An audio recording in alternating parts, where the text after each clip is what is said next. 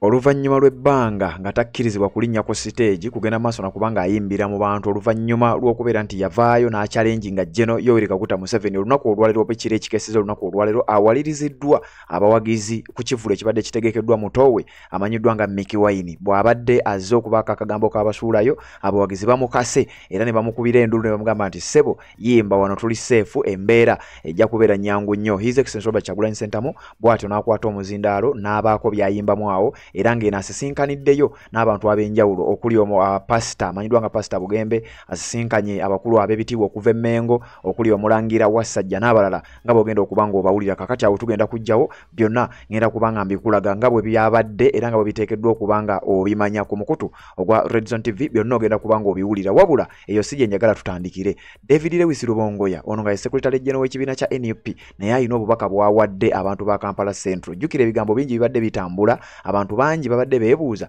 David Lewis Rubongoya ayogerako ddi eri abantu ati nalina we yabadde n'abaako ebigambo byayogedde era mu bigambo bino byogenda okuwulira mu katambi yabuulidde ne bannakampala biki byagenda mu maaso n'okuba nga ateekateeka okubakolera era wano n'ayogera ne ku nsonga era wano wengenda okuyingirizamu n'ensonga za Walukagga.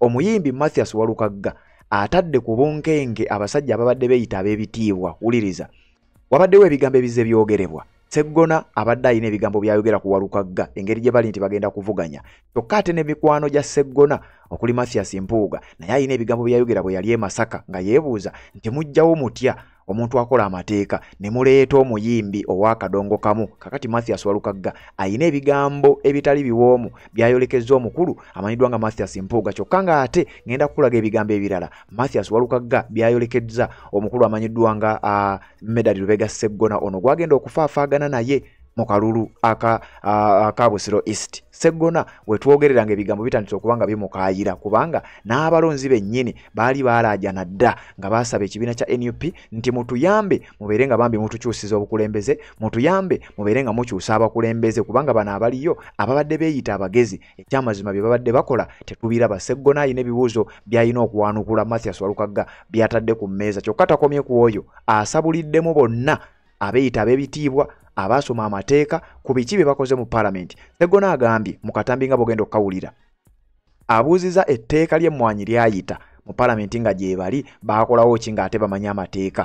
Etteeka kye bayita UPDF Amendment Bill baagireeta n'efuuka Act. Bano abasajja abamanya amateeka baaliyo baakola ki? Ebibuuzo bibadde bingi nnyo. Ababadde beefuula abasoma ebitabo, abadde beefuula bakola ebintu eby'amaanyi ennyo. Seggona Seggona Bampuuga baani bonna ebigambo bigenda kubakalira ku matama oluvannyuma lw'okubeera nti Mathias Walukagga gwe baayita omuyimbi w'akadongo kamu alemeddeko n'ateeka ensonga ku mmeeza. Kyokka ebyo nga bikyagenda maaso n'okuba bwe bityo waliwo ate olutalo olulala luno nalwo lulabika terujja kukoma.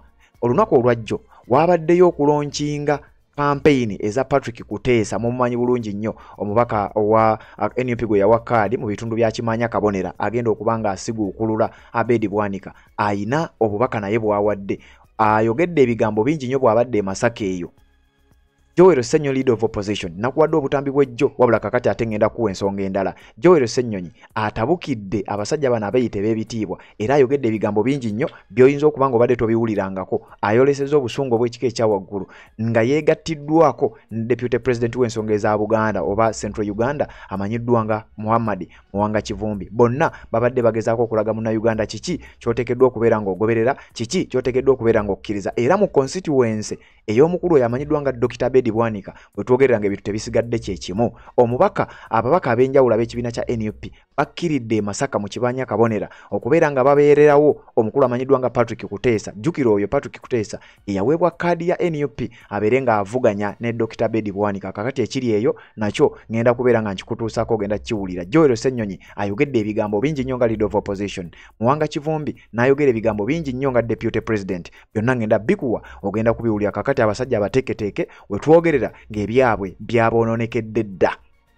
Mu bigambo bino era ngenda kuleetera ensonga eza Mathias Walukagga ebintu bino byatandikirawa omukulu Medad Lubega Sseggona ayina ebigambo byayogera we yali azze okubeera nga bamuvetinga ebigambo byayogera nga zo ku vetting process ey'ekibiina kya NUP alabe oba afuna kaadi ebigambo Mathias Walukagga abitabudde nga bogendo biwulira nga nzize okubeera nga mbikutuusaako naye nga bulijjo tutera okusooka okujjawo akalango kano kamu then ne tuba nga tusobola okutambula awatali nsonga yo ne tutawaanya nga z'obufumbo olina omwami naye ng'akutawaanya olina omukyala ng'akutawaanya bajja ne bakwagalako ne bagenda gwe ayina ebizibu mu byenfuna nga sente zikuyita mu ngalo wooteeka sente zifa bufi b'owola tebazza gwe aloota ng'ogwa mu nnyanja gwe alumizibwa omutwe nga guganja okuwona naawe aloota ng'ebintu bikozesa ensonga z'obufumbo nina ekifo ku mugga awali amayinja wennyambulirako ebisiraani ekigwa ekifiiriza omudibo obutaganja obutaweebwa nzijanjaba abantu ab'enzikiriza zonna nsiŋŋaanibwa njeru ku lw'ejjinja gwanjagala kuba ku nnamba yange eyo naawe ali ewala ennyo yita ku WhatsApp.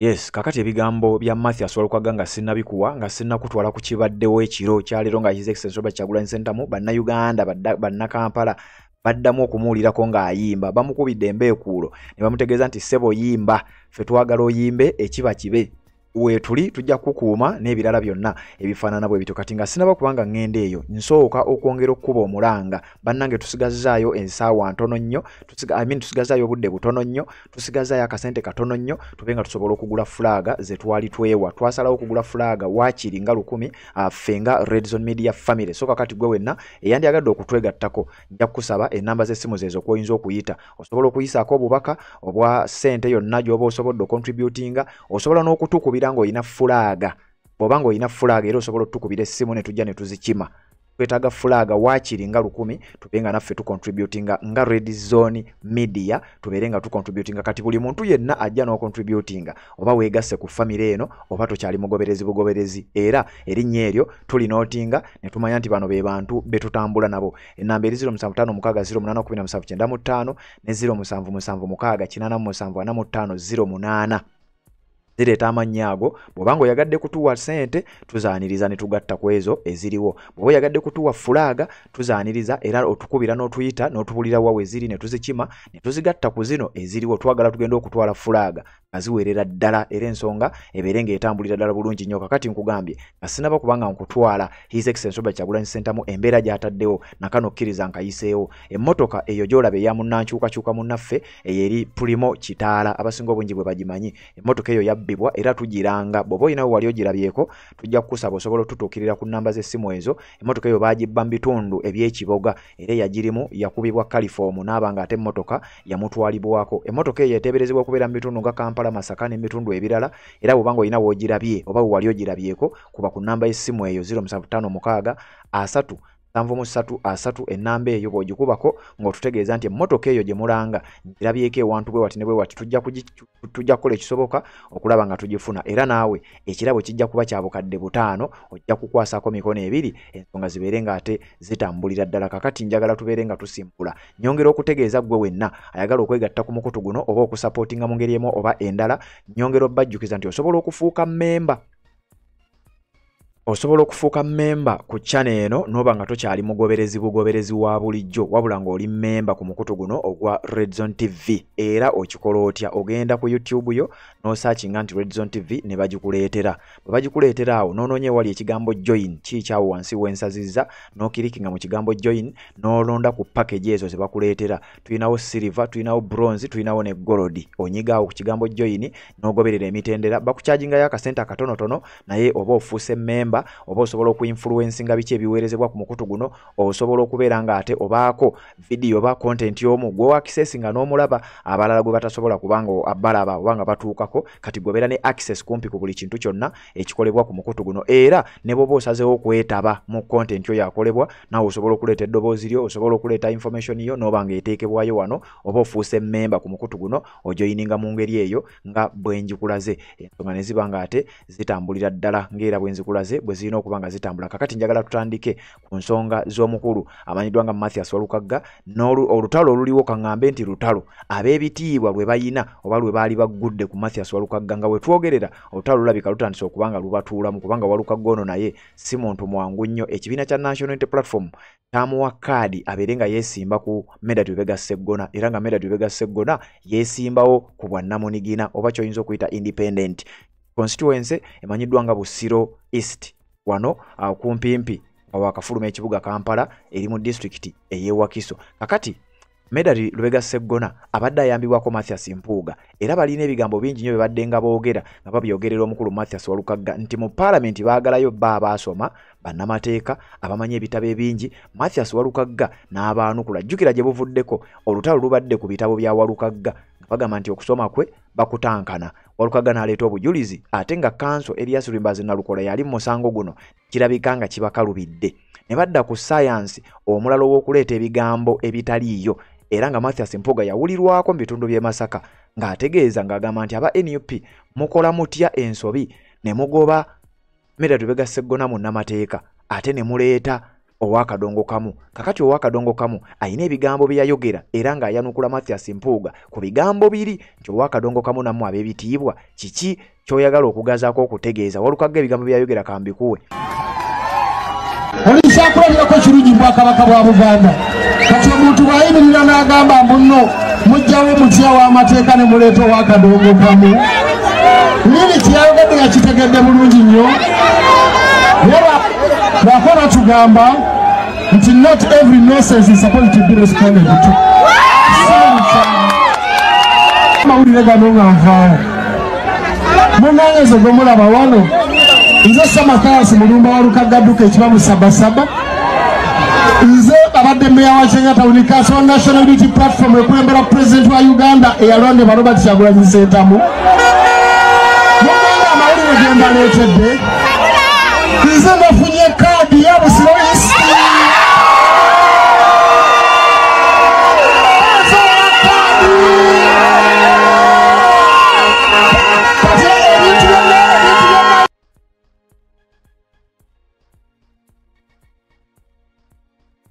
kati awo Walukagga yali ayanukula Mathias Mpuuga ku bigambo bye yali ayogedde ng'agamba nti mujjawo mutya mu nnamateeka Sseggona ne muleeta ow'akadongo kamu. Walukagga gwe yali ategeeza kati ye engeri gye yamwanukuddemu era nga bw'ogiwulidde akakatambi kaali kamabega kaawo Walukagga ng'ayanukula. Kakati ate nkyakuleetera Walukagga y'omu ayanukudde era ku bana abasajja abeeyita abaasoma abeeyita abalina ebitiibwa abeeyise buli kimu kyonna nga bwezze ng'okiwulira. Walukagga nno naye tajja kuba mwangu kubanga ayina ebigambo engeri gy'abadde abisengekamu wabula nga sinaba kubanga nkutwala eyo njagala nsooke nkulage ku kwewulira embeera eyali ku mukulu amanyiddwa nga Medali Lubega Sseggona. Bino nno byatandikirawa abalonzi baasooka ne bakompuleyininga ku Sseggona. Sseggona ono azze ayogeza ebigambo okubalaata oba okukudaala oba kangayita amalala nga bwe yennyinyimbwa ekigambibwa okuba nti alabika yalinga alina kyamanyi ate nga n'abalonzi be mu kitundu kye tebaali basanyufu n'ebigambo bya Sseggona bye yayogeranga.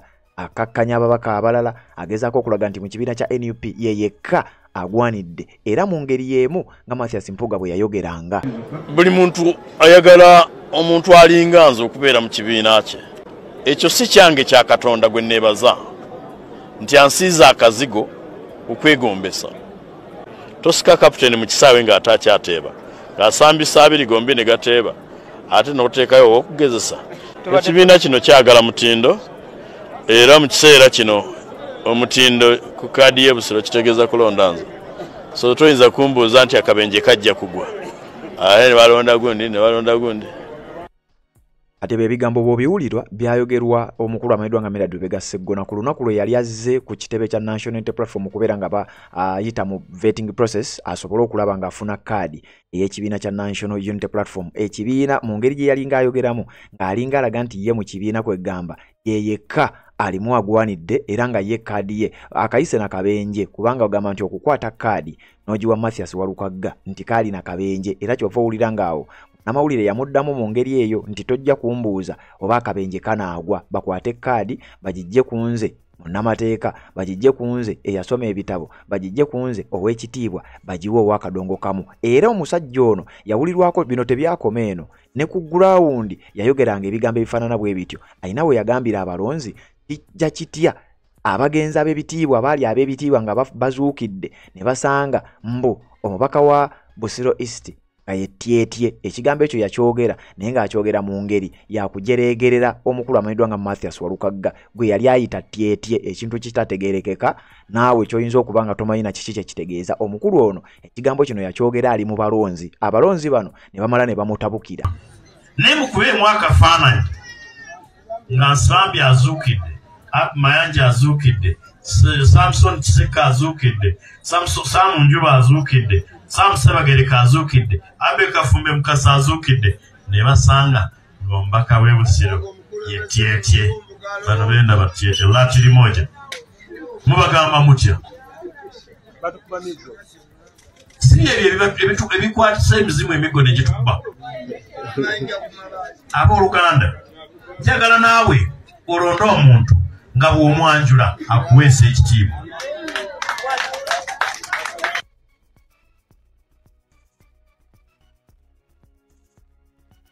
Yes, kati oluvannyuma lw'ebigambo ebyo kyafuuka kizibu nnyo eri ekibiina kya National Unity Platform okukwata kaadi bagiwe omukulu amanyiddwa nga Medard Lubega Sseggona ku bigambo bye yali ayogera ku ngeri gye yali akkakkanyamu ekibiina ne obaolyawo n'ebigendererwa ebirala ffe abagoberera oba agonza kuweereza naawe ampuliriza bye tuyinza okuba nga tetwasooka kubimanya. Akakiiko aka EMC Election Management Committee ak'ekibiina kya National Unity Platform ne kasalawo nti Mathias Walukagga ye mutuufu agwanidde okubeera ng'akwata kaadi y'ekibiina kya NUP si lwa bino byokka wabula obaolyawo ne ku ground kubanga nkugambye ekibiina kya National Unity Platform kyasinziranga ku nsonga eziwerako era nga mu nsonga ezo muzimu ku nsonga ezo kwe kwali ne ground. Kigambibwa nti omukulu amanyiddwa nga Medard Lubega Sseggona yajjanga eno n'ateekawo embeera etiisatiisa alage nti musajja w'amaanyi nnyo naye nga ground yali yagifiirwa dda era ekibiina kya National Unity Platform kyakola kaweefube okulaba nga batuuka ku ground bafune ekituufu ekyenkomeredde okulaba ddala omukulu agwanidde ne watuuka okubalaata bw'atyo agwanidde okubanga addamu okutukiikirira ng'afunye kaadi y'ekibiina kya NUP oba nedda. Wabula ebigambo ebyayogerwa abalonzi oluvannyuma lwa kaadi eyo okugabibwa kyalaga lwatu nnyo nti ekibiina kya National Unity Platform obaolyawo kyakola omulimu gwennyini gwe kyali kisaanidde okuba nga kikola ne batuuka ku ground ne beezuulira nti newankubadde ng'omukulu abalaata newankubadde ng'omukulu ayogera akakkanya abalala ekyamazima ground takyagirina era abamu ku bawagizi baalabwako oba baawulirwa nako nga bagezaako okwebaza ekibiina kya NUP olw'ekikolwa ekyo. Mwebale kujeyo Sseggona kubanga toyinza kuŋŋamba nti Sseggona ffe twamukoowa dda ebyo byawuza mbwazaakazaako yezzeeko kale Nuupu ku luno nategedde nti mutuuka ku gulawundi leero wenzikiriza nti Nuupu mutuuka ku gulawundi kubanga Sseggona senga mumuwadde kaadi ne mumuwa kaadi Sseggona mubadde mugenda kutulengera akatufaamu olwo Kiyimba yabadde ajja kubanga ne Magoola ali saidi era eri katono Kiyimba kulonda Kiyimba dairekiti naye mwebale nnyo bale ddala talina kyayinza kuzzaako aje independent tulabe aje independent bwe yawadde n'ennuma ezaala kyakozeeko kimala talina na byakoze omuwala gwe Nateete guguno mugutunuulire bannange mutunule omuwala gwe Nateete guno mugutunuulire gugenda mu mwaka mulamba MP kyasula eyo ng'abantu bonna bakolera mu kibuga basula eyo tusula Kasenge Nakirama Kikajjo Kinaawa Kolokolo Kabojja Kyengera Nsangi wonna naye tebagondako ku mwalo ogwo nti bannayo omwala gutwe si yalina okugukola naye yalina okugukolako ogwogerako.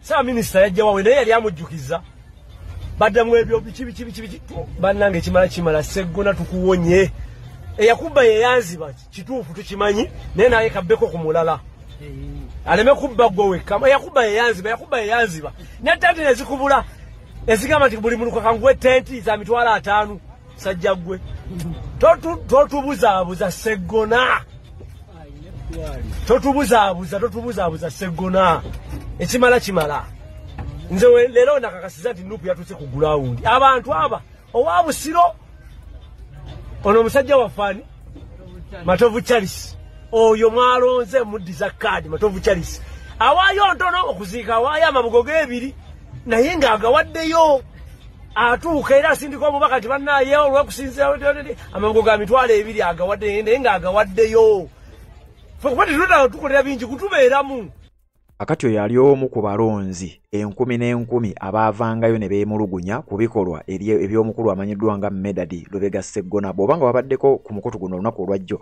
nakuwadde akatambi nga ku mulundi gwe baagoba Sseggona ng'akyayina ne kkaadi y'ekibiina kya NUP abamu ku bannansi naddala abalonzi be abaakiikirira oba bazze ng'akiikirira okumala ebbanga mu constituency emanyiddwa nga Busiro East baali baatandika dda okumwetamwa era kigambibwa okuba nti n'aka akatambi k'ennakulaze waliwo obutambi obulala bungi nnyo obwalinga obujulizi obulaga nti abalonzi ku ground baali bamaze okukoowa Medadi Lubega Sseggona era nga kyali kizibu nnyo ekibiina kya NUP ekyali kikoze omulimu ogusoboka okulaba nga batuuka ne ku ground okukwata kkaadi bagiddize Medadi Lubega Sseggona nga bakimanyi bulungi nnyo nti anafuye. Ekisooka ebisanja bibadde bingi byakiikiridde wabula mu bisanja ebingi ate nga byakoze bye bitono.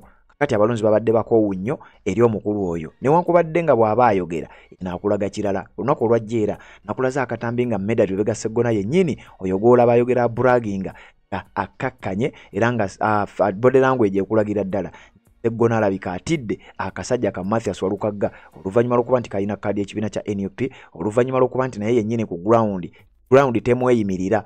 Ebintu byakoledde abantu obinoonya nga tobiraba era woba osobola okuba nga otuukako ku ground ya Busiro East osobola okuwulira oba n'okulaba ekyo kyennyini kyengezaako genda maaso n'okuba nga nkugamba. Kakati ebyo byabadde bikyali bwe bityo Walukagga n'abaako ebigambo byaweereza omukulu amanyiddwa nga Medadi Lubega Sseggona era ng'amubuuza ebibuuzo bingi nnyo. Wano nno ojjukira nkulaze Sseggona mu kusooka ebigambo byensoose okukulaga yabyogerera mu balonzi era abalonzi nga bwe baamuwa enduulu bwe baagiwadde Mathias Walukagga wabula Sseggona kino kye kimu ku ebyo byasinze omuteeka mu kutya nga yeebuuza eno ensonga ngenda kugivaamu ntya. Akiikiridde ebisanja bingi nnyo wabula ate ebintu byakoze ku ground obinoonya n'obibala nga tobiraba yadde ekitone nnyo bwe kiti. Kati abalonzi nga bakambwe nnyo omulonzi gwe nkuwadde mu katambi nga nnyonnyola oyo omuwulidde. Kakati kankulage Mathias Walukagga nga abuuza ebibuuzo ku mmeeza bye yataddeko Medadi Lubega Sseggona by'alina okwanukula n'abamu ku abo abeeyita ab'ebitiibwa. Wulira egirimiti yalina tebaliyo bannamateeka tamulimiti yalina tebaliyo singa egirimiti balina amasegeji bamanyi amateeka singa Museveni teyagenda dda ekakaba ku 75 n'agenda kati waddemera okufuga ebisa emyaka 10 emeka UPDF active yalina tebaliyo FBN yalina tebaliyo ebibala kweyitanga tebaliyo kati kyebalemesa kyekimu palamenti kibabagamba babagambira nti babagezi mune basobola fe abanyagala tukola ki njagala bagamba muganda wange Ssegirinya eyafa Ssegirinya oyo kamulinaakamozi kaliko kabatawanya ennyo Ssegirinya oyo yali nsoma mu secondary Kadugala Senior Secondary School nga Ssegirinya yali mu primary Kadugala Primary School abasekendary batugamba tugende tusomesa abaki aba primary Ssegirinya oyo njagala bakakasa ye yali omu ku ba slow learners oba abantu abasomye eki enkola naye bwe yajja mu palamenti wano yakola ebintu mu mwaka gumu abaka bamaze emyaka 2 batakoze ki nsembya yakagambo kandika Piero Olumumba eyagamba nti the issue oba ensonga is not to speak ununderstandable English. But the issue is to change the people's lives.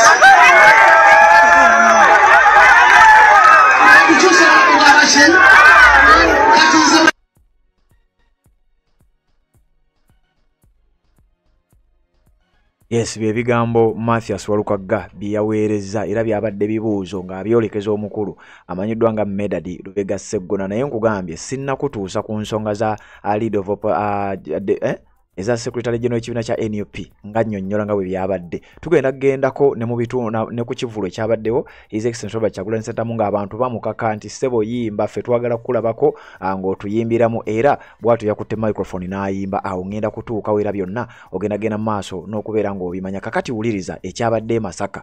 Ebintu tebyayononekedde Medadi Lubega Sseggona yekka wabula n'abamu ku baakabinja ke we twogerera ng'ebintu si birungi. Omukulu amanyiddwa nga Dr. Abedi Bwanika eyeeyitanga Galatiya wetwogereranga naye si birungi yadde eddakiika n'emu. Wulira ye ate obuzibu buvuddewa. Omusajja ono gw'olaba bamuyita Patrick Kuteesa oyo ye flag bearer ow'ekibiina kya National Unity Platform mu constituency emanyiddwa nga Kimanya Kabonera. Bwe njogera ku Kimanya Kabonera, Dr. Abedi Bwanika ye constituency gy'akiikirira era nga naye aliyo ku kadi y'ekibiina kya NUP.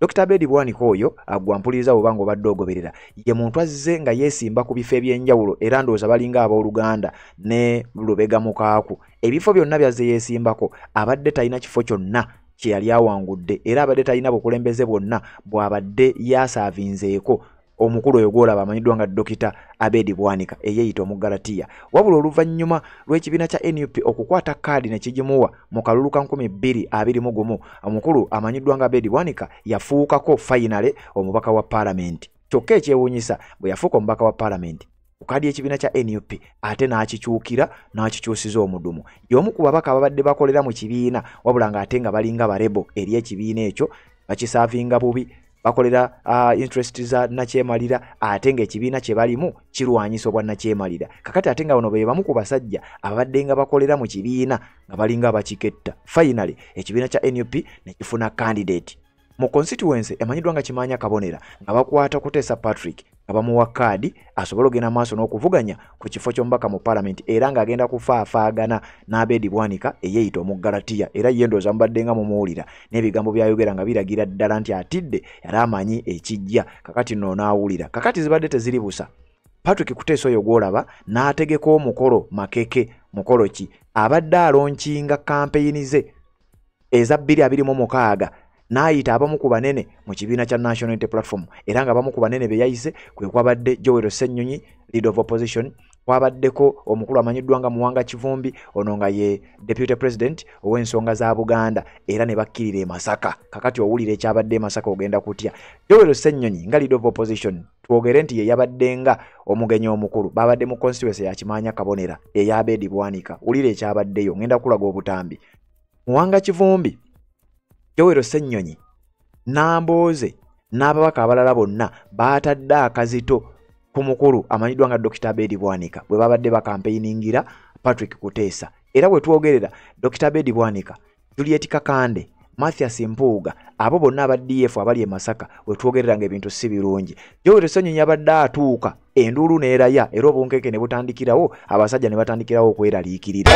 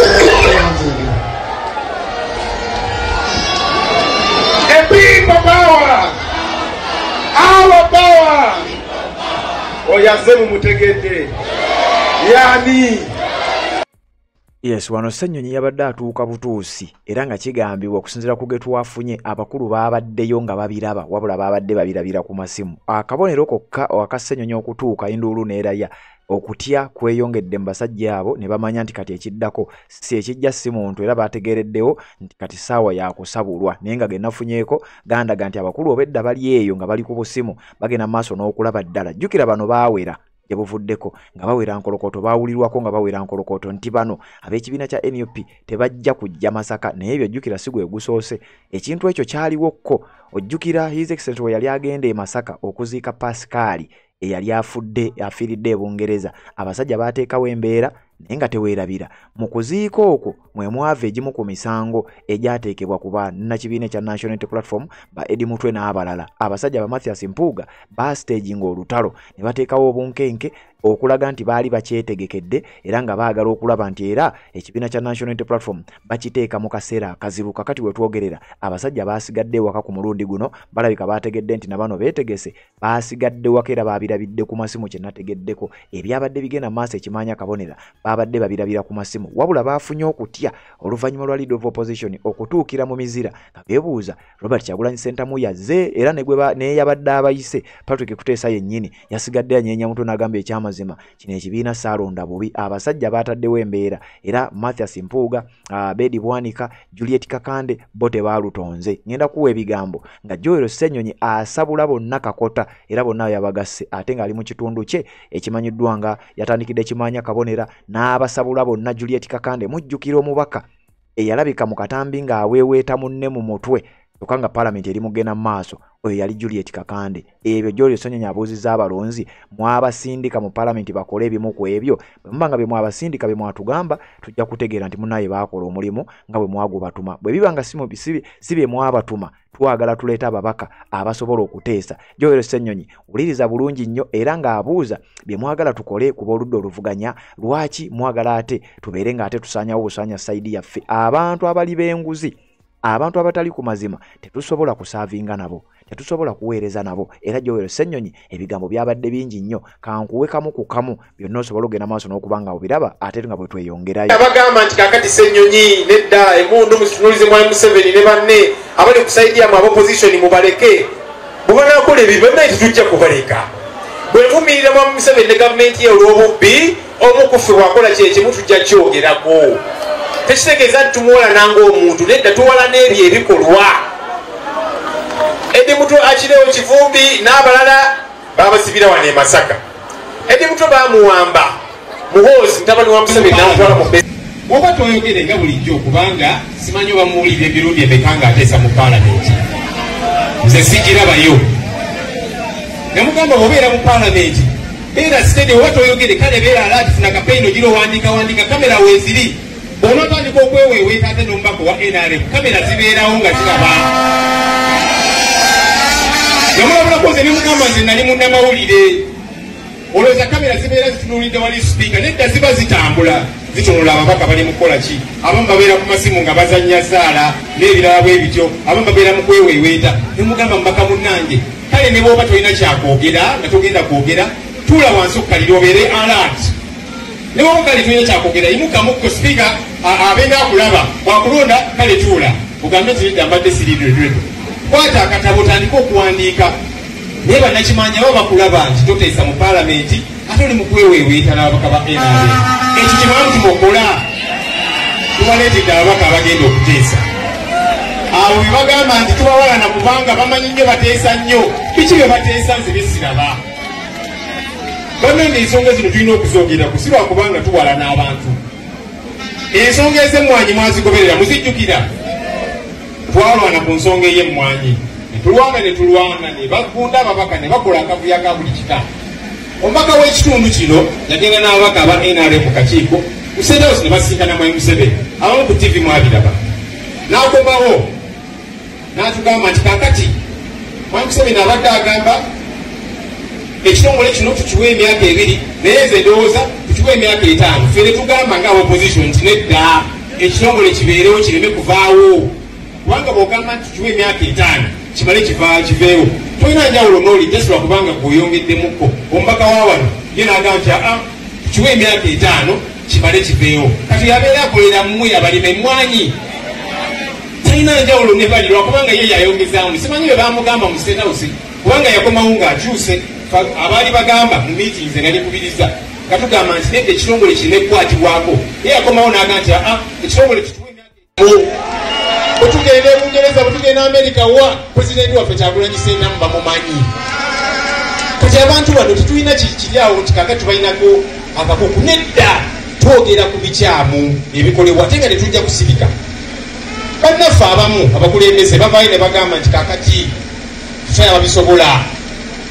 Kambabuulire bannakimanya kabonera obukulembeze obutuufu kwe kubeera omwesimbu oyo mukulembeze omutuufu so si diguli z'olina si luzungu lw'oyogera si masuuti g'oyambala oluzungu nno nange ndumanyi ebitabo mbirina qualifications neneezo nnya transcript ate nga nkyayogerako so si bumirira nti okusoma kikyamu nedda nange ndi kusoma ne phd n'atera naye ekyo si kyekikufuula omugundiifu gyolwokubanga oyogera oluzungu ndwogera nza nali namawulire nga njogera luzungu tumanyi naye eyo si yensonga obwesimbu kyekikulu ennyo obwesimbu kyekikulu kyokkulaba bannayuganda beesiga Kyagulanyi Ssentamu Robert si asinga obuyigirize si asinga experience mu politics bannaffe bano abamu yabasangawo nga bamaze emyaka nga 20 mu politics nayengerawo bannayuganda ne bamwesiga bwewe obukulembeze ate ne bamwesiga nga bakimanyi nti talina nnyo experience ne bamwesiga nga bamanyi nti tasomye nnyo kiri awo naye ne bamwesiga lwa bukulembeze lwa bwesimbu kyokkola tubaleetedde abakulembeze tetukakasa nti bano beesimbu tusobola okubeesiga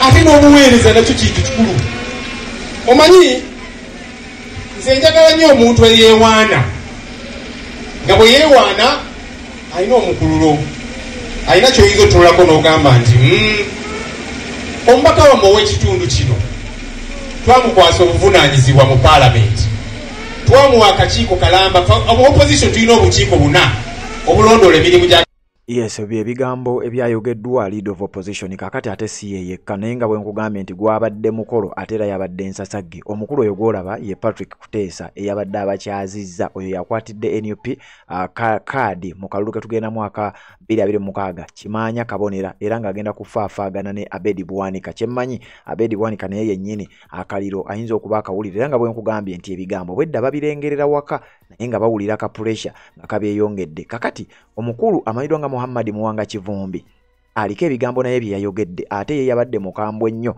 Muwanga Kivumbi yajjidde mu kiti ekya deputy president ow'ensonga za Buganda era we yabadde kitegeeza singa president yabadde mu campaign naye yabadde ayina okuba nga abeerayo kakati no wandiwulidde embeera nga bwe yanditambudde kakati oluvannyuma lw'okuba nti Muwanga Kivumbi ye yakiise n'aba nga yasobodde okuba nga amukiikirira naye njagala nkuwa ebibye bye yayogedde wabula nga ye Mathias Mpuuga Abedi Bwanika bigambo kirabika tebigenda kubawoomera akalulu kano.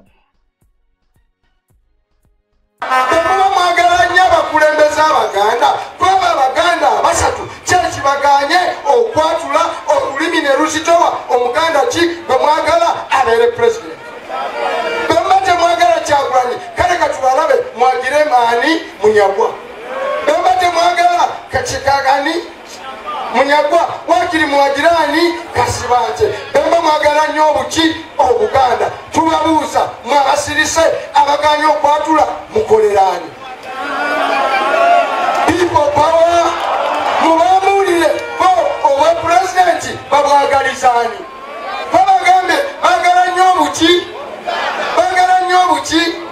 atera bakulembeze bambala nnyo mu buki ate bona babagamba bambala nze Muwanga nze mba trains nepuka ku Kyagulanyi nani ne Mugisha Muntu buli omwe wagira gwakola ki gwayagala bwebagande batula Mugisha Muntu avuddeyo najja abakolamu omulimu ng'abagamba nti Museveni akole ki kakati kambabuuze osobola otya okukola ekibiina ky'ebyobufuzi n'ogamba nti kyennaggwano kiringa bw'okola ki bw'owasa omukazi n'omuleeta ewaka n'omukuba empeta ate ekiro bw'obeera musajja n'ogenda ne weerooterera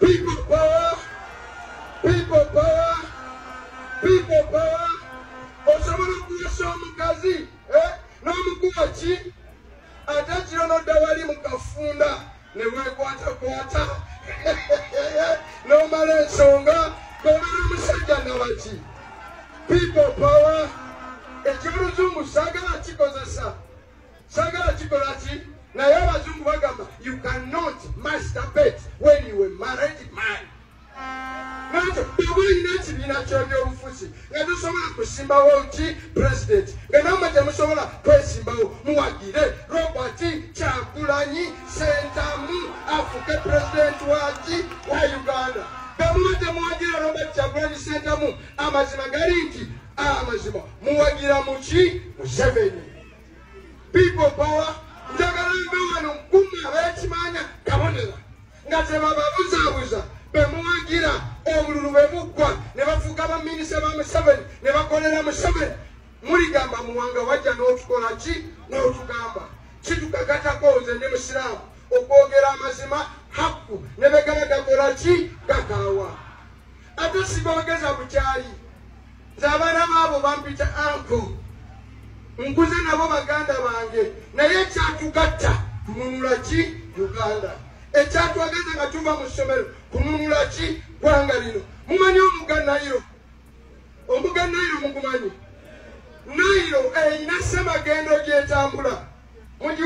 Yes, oyo ye Deputy President ow'ensonga za Buganda amanyiddwa nga Muhammad Muwanga Kivumbi yayogedde era yatadde akaka bino babyogedde babadde ku mukolo oba launch ya campaign ey'omukulu amanyiddwa nga Patrick Kuteesa oyo agenda okusiguukulula omukulu amanyiddwa nga Dr. Bedi Bwanika mu kifo kya Kimanya Kabonera ku kadi y'ekibiina ekya National Unity Platform era embeera bwetyo bwe yabadde mu bitundu ebyo. Kakati ebibuuzo bibadde nga byebuuzibwa era nga abasajja bagamba nti bano bemuleeta bo nga babazaala babakubamu ebituli wabula kakati ku mulundi guno kirabika ekyoba kubamu ebituli kirabika kyatandise okuba nga kikoma abasajja batandise kwekweka Mathias Mpuuga Dr. Bedi Bwanika n'abalala abazze ba facing embeere no kakati mu kifo eky'omubaka agenda okukiikirira Kampala Central oyo nga si mulala ye Secretary General w'ekibiina kya NUP ate amanyiddwa nga David Lewis Rubongoya aliko obubaka bwe yawadde bangi babadde beebuuza wano nno yabadde agezaako okulaga abantu nti Mathias Walukagga mumulabiranga ddala jjukira nno tuli mu nsasagge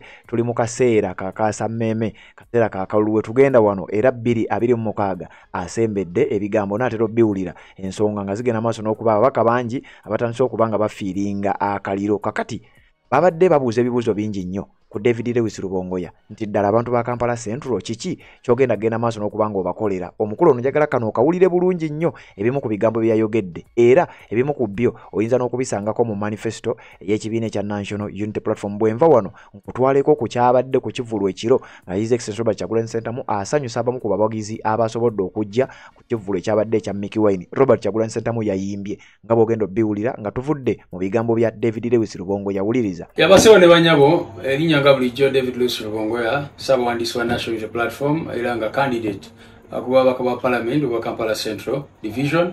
Njagala kubeebaza olunaku olwaleero mwenna okuvaayo ne muwagira National Unity Platform twagala kulisaayo President waffe ne ttiimu yonna mu Western Uganda babaddeyo nga banoonya akalulu mukimanyi bulungi nnyo nti abantu babadde bangi nnyo buli wonna ttiimu yaffe weeraze abantu baaniriza President mu ssanyu. Wetwogerera olunaku olwaleero twakagendako mu districts 67 era wiiki ejja tiimu President ne ttiimu bonna abalumba mu West Nile era tukimanyi bulungi nti abantu beeyo era bajja kumwaniriza bulungi nnyo n'essanyu epitirivu. Njagala kwebaza n'abantu baffe aba Kampala Central okutandikira ddala ekamokya wetwalunkingira campaign yaffe ku lunaku olwokusatu. Mwebale nnyo abantu baffe olw'obuwagizi n'obwagazi bwe mwatulaga obw'amaanyi nnyo mwebale nnyo okuvaayo mu bungi n'eddookido zonna ze tubadde tukola mu kibuga ng'abantu batwaniriza bulungi n'essanyu era nga balaba nti ensonga zaabwe zigenda kutuuka bwe zirina okutuukira. Nalabeka vidiyo akatambula abanakigwanyizi ke bakoze nga basala mu meseji yaffe bagezaako okuyisaawo ebyabwe n'endowooza nti kikulu nnyo okujjukiza abantu nti omulimba munange yasobola okukeera naye ate ow'amazima amusookayo. Kakati abantu abali ku rally eyo bajjukira bulungi ensonga ze twayogerako.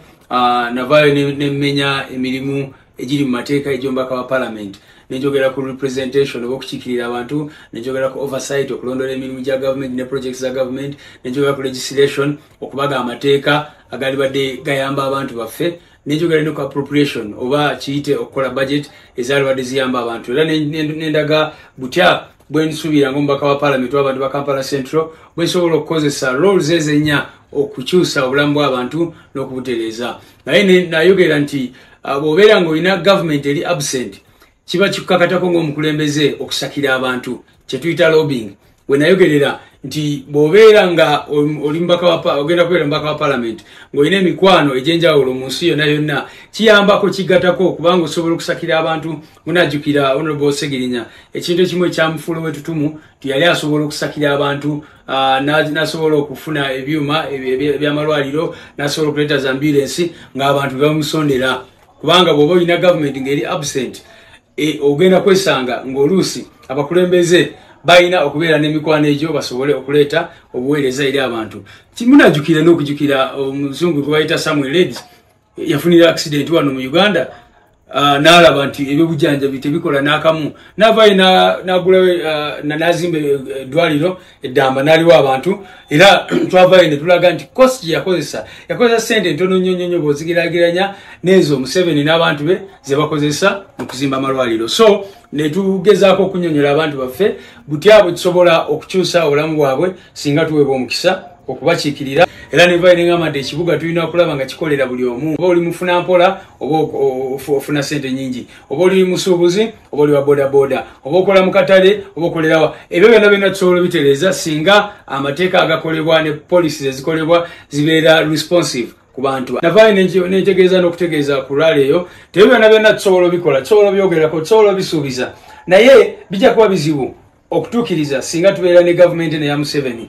Kubanga kyemanyi tulina abakulembeze bangi nnyo abali ku oluvuganya gavumenti, oba oliawo n'abamu mwenalema baye ebirowoozo ebirungi, naye bw'oba olina gavumenti yo nga tewuliriza, nga teyagala kumanya muntu wa wansi, nga teyagala kumanya muntu wa bulijjo, ne bw'oba olina intentions ki oba tosobola zituukiriza. Awo nno bwe twakubiriza abantu baffe nti beeyine kye tuyita protest vote, buli omu aveeyo ajjeyo ag'omubuto, buli omu making sure tusobola okugyako gavumenti ya Museveni, kubanga bwe tuba tugijjeeko ogenda kwesanga emirimu gikwanguyira ng'omubaka wa palamenti, emirimu gijja kwanguyira nga LC1 chairman, nga LC5. Ate mpulira n'abalala aboogera ku nsonga ya manifesto abagamba manifesto yammwe eri ludda. Bw'obeera mubaka bw'obeera candidate w'ekibiina, manifesto gy'otambulirako ebeera ya kibiina. Twamala obudde bungi nnyo nga tukola manifesto y'ekibiina ne tuvaayo ne points eze 11. Kakati ezo points 11 zitambula mu buli constituency yonna. Bwe tuba twogera mu manifesto yaffe ku nsonga z'obujjanjabi ez'obuyigirize ziba za-applyinga mu buli constituency yonna. Bwe tuba twayogedde mu manifesto yaffe ne tugamba tugenda kutereeza ebyenzijanjaba, tutereeze ebyemizannyo, tutereeze amakubo, tuteekeko train system, byonna ebyo tuba twagala biyambe abantu baffe mu constituency zonna. N'olwekyo tubadde tukubiriza bakandidate baffe bonna nti manifesto gye basinga okutambuza batambuze ya National Unity Platform, kubanga fenna tuli bakandidate wansi w'ekibiina. Yes, kati nga tuvudde ku bigambo bya David Lewis Rubongoya, ye Secretary General w'ekibiina kya NUP, njagala kutwalako wano ekiro ekikasiza olunaku olwaleero His Excellency Robert Kyagulanyi Ssentamu azzeemu okulabikako ku microphone ng'ayimba, naye tayimbye kivulu kiramba, wabula asanyusizzaamuko ku bawagizi akadakiika akatonotono kaafunye n'abako n'ebigambo obubaka oba oliawo bw'abawadde era ku nsonga z'akalulu ke tugenda mu mwaka 2026. Asabidde ne Ronald Nsubuga bali mweza akalulu era nga bw'ogenda obbiwulira mu katambi kengenda okubanga nkuwa, wabula byatandikidde His Excellency Robert Kyagulanyi Ssentamu bwe yabadde yakatuuka yasoose kusisinkana omulangira wa Ssajja era akaseera kano kabadde kasuffu nnyo ng'abawagizi tannaba kulinnyako ku siteegi basobole omugamba bannange tuyambe oyimbeko waakiri ne wonaayimbayo vaasi emu tubeere nga tutambula. Yalabiseeko n'omulangira wa Ssajja ne babaako ebigambo bye baayisiŋŋanyizza then n'asisinkana ne ku bantu abalala, byonna kambi kulage tubeere nga tugenda mu maaso.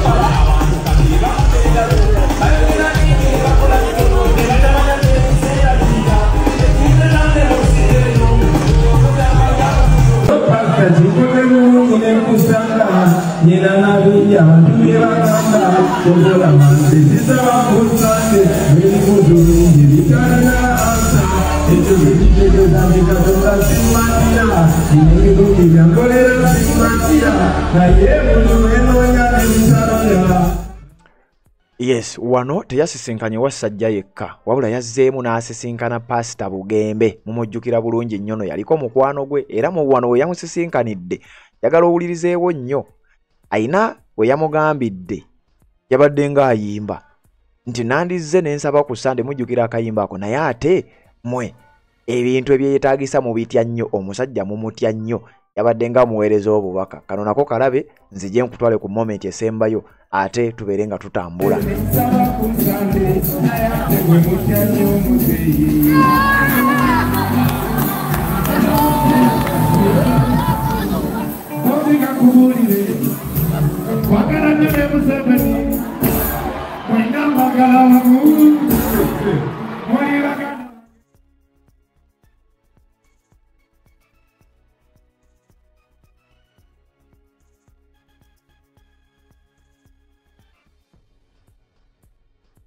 yalinnyeko ku stage abeeka obugambo obutonotono bw'abawaayo wabula ekyaddiridde be bantu okumukaka nti ssebo yimba tetwagala kulaba bulabi ng'otuwuubirako tukusaba obeere ng'oyimbayo waakiri newekanaaba akagambo kamu ffe lyessanyu lyaffe His Excellency bw'atyo teyakoze ensobi n'agamba owaayi sirina kyakkola kambayimbireyo naye nga gwabadde mulanga abawagizi gwe basoose omukubira bumbeera yadde ya bunkenke nnyo mukutu gwa Red Zone TV kambikulage tubeere nga ate tusisinkana mu updates eziddako.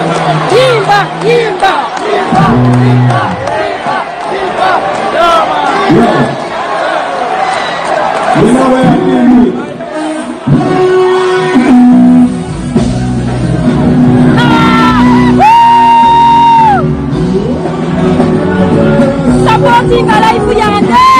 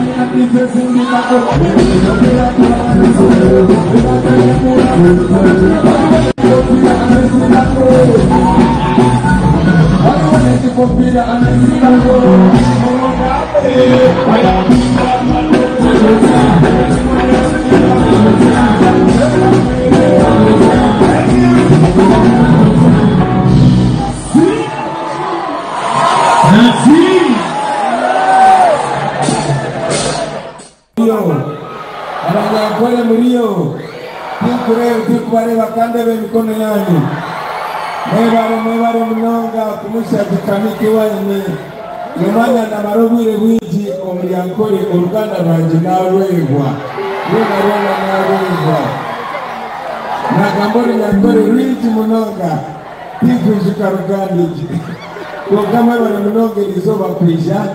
Thank you very much. Abanoga Uganda mulio Apoyo mateka Dan magic, bamwe microphone ndala dan magic bakwe microphone nyindo gamba orichori kandi orohindure orutomo Uganda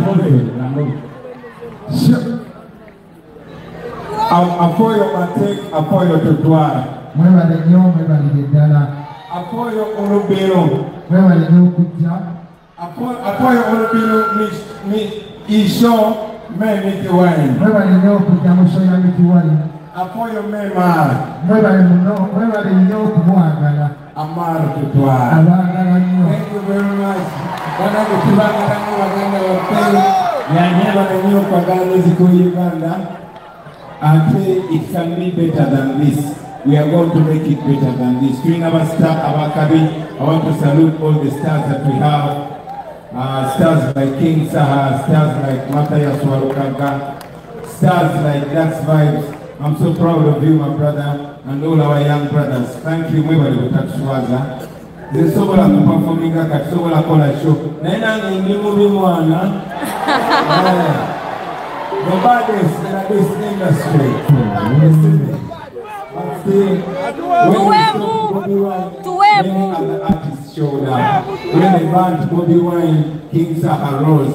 When the band Bobby Wine, Dax Vibes rose. When the band Bobby Wine, Mickey Wine rose.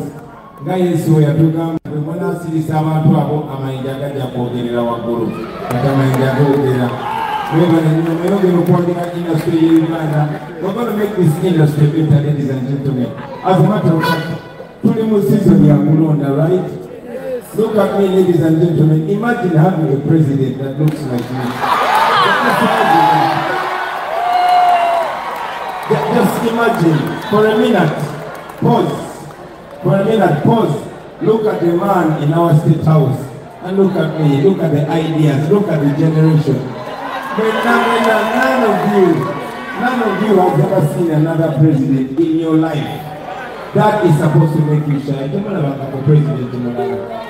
Tulimba artists wanaona hivi kiani wanafanya sente nyingi nyo on the live streams, all that is supposed to be your revenue. But we have no copyright law.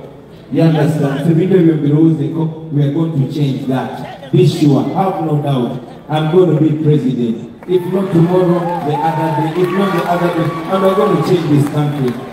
Omulangira wasajja nsanyuse nnyo okulabako mukwano gwange bene mutuuse kw'okwagala kwaffe banange baleme kwagala industry ya Uganda. Nkagamba muno nga n'amalaka ganje gasisikala tikuwasa kwesongola sisobola na kuyimba kati naye mwebale nnyo n'abaana b'ekisolo abakisolo muliyo mulakoze cyane gutwakira turabashaka cyane. Thank you very much. We love you. To all our leaders, Chairman Minas is there, Mayor Nubian is there, and one of the most disciplined leaders that we have, and our incoming Mayor, Ronald Isubuka Barimweswa.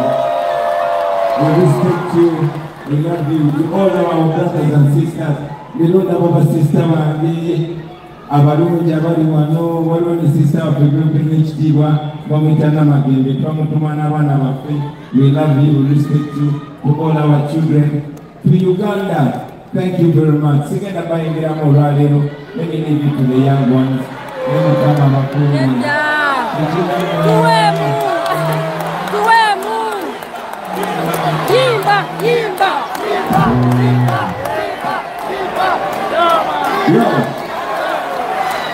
You know where I'm going to do it.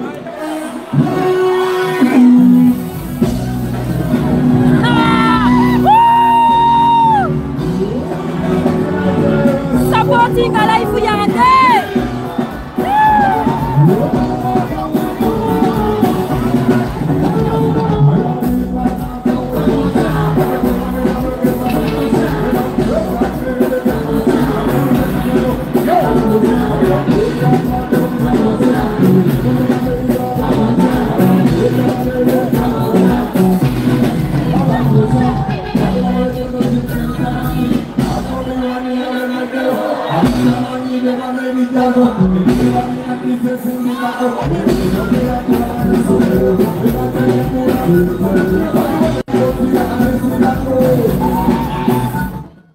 Z'obufumbo olina omwami naye ng'akutawanya, olina omukyala ng'akutawanya, bajja ne bakwagalako ne bagenda. Gwe alina ebizibu mu byenfuna nga sente zikuyita mu ngalo, w'oteeka sente zifa bufi b'owola tebazza. Gwe aloota ng'ogwa mu nnyanja, gwe alumizibwa omutwe nga guganja okuwona, naawe aloota ng'ebintu bikozesa ensonga z'obufumbo. Nina ekifo ku mugga awali amayinja wennyambulirako ebisiraani, ekikwa, ekifiiriza, omudibo, obutaganja, obutaweebwa. Nzijanjaba abantu ab'enzikiriza zonna, nsiŋŋaanibwa njeru ku lw'ejjinja. Gwanjagala kuba ku nnamba yange eyo, naawe ali ewala ennyo yita ku WhatsApp.